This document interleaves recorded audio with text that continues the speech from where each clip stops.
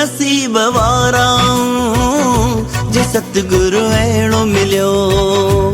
खुली आहे किस्मत जे गुरु अहिड़ो मिलियो। नसीब वारा जे सतगुरु अहिड़ो मिलियो। खुली आहे किस्मत जे गुरु अहिड़ो मिलियो। पग पग ते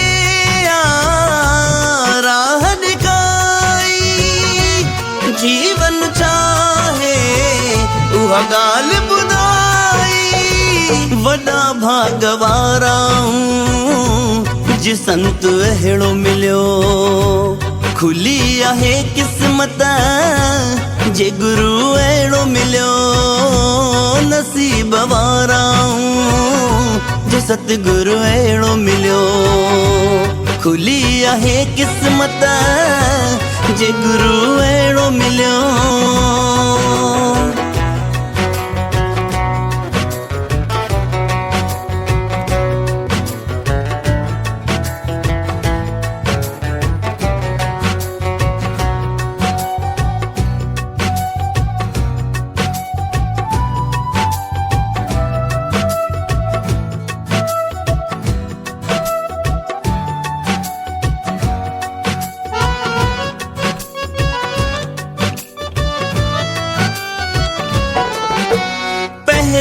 सत्संग में मुखे वेहण सेखारियो। पोए सत्संग सां मुंहिंजे हृदय खे ठारियो। छाया छाना मुखे सतगुर समझायो। सही गलत छाहे मुखे अंतर सेखारियो। छा में आहे मुंहिंजी भलाई जीवन छाहे उहा ॻाल्हि ॿुधाई। वॾा भाग वारा जे संत अहिड़ो मिलियो।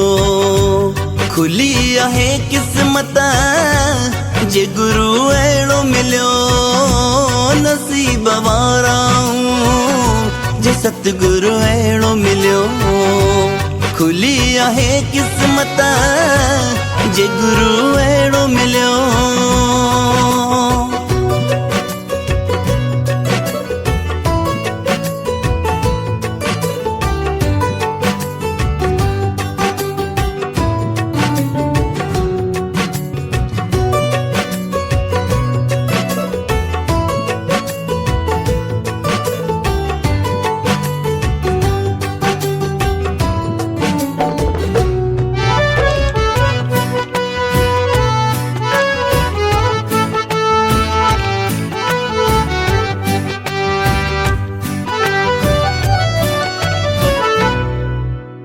ज्ञान जे दीपक सां मुंहिंजो रोशन जीवन थियो।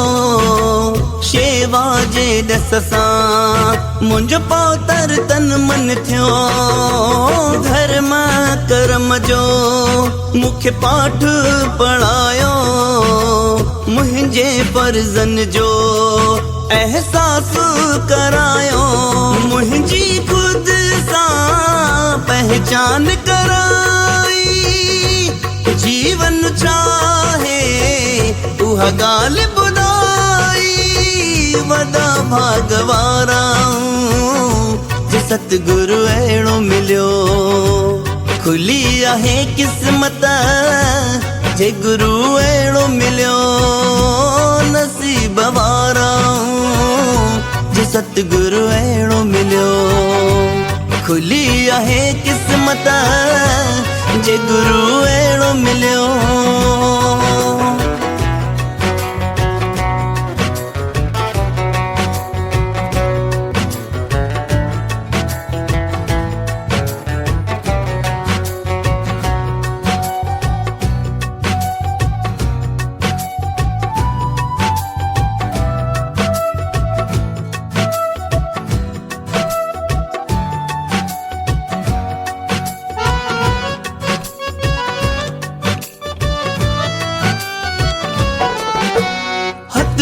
रहमत जो बणाए सदा रखजो, ज्ञान जी वर्खा सदा वरसाईंदा रहजो।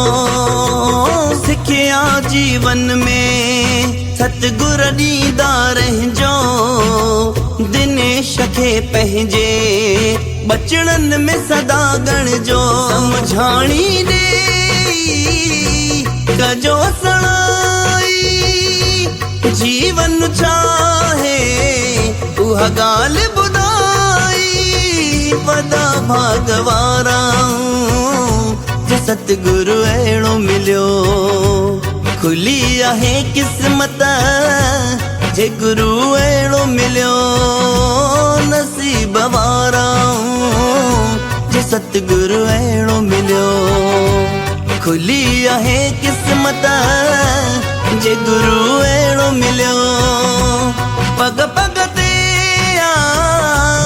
राह ॾेखाई, जीवन छाहे उहा ॻाल्हि ॿुधाई।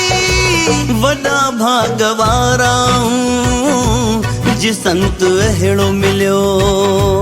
खुली आहे क़िस्मत जे गुरु अहिड़ो मिलियो। नसीब वारा जे सतगुरु अहिड़ो मिलियो। खुली आहे क़िस्मत जे गुरु अहिड़ो मिलियो।